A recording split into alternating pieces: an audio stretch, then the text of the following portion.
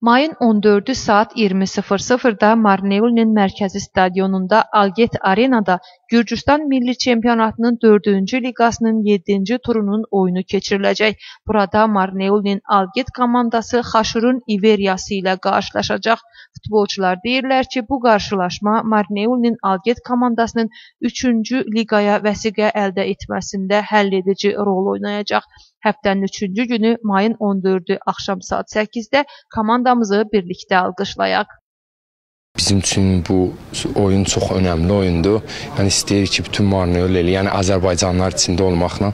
Amma gözləyirik ki, inşallah gəlsinlər, azarkeşlərimiz gəlsin. Yəni 3-cü günü də gözəl oyunumuz var. Yəni saat 8-də hər birinizi gözləyirik. İnşallah burada olarsınız. Həftənin 3-cü günü mayın 14-ü bizim komandamızı əhəmiyyətli oyun gözləyir. Bu görüş bizim üçün həlledicidir. Məqsədimiz çalışıb 3-cü liqaya vəsiqə almaqdır. Komandamız mübarizəyə hazırdır. Məşqlər hər gün davam edir.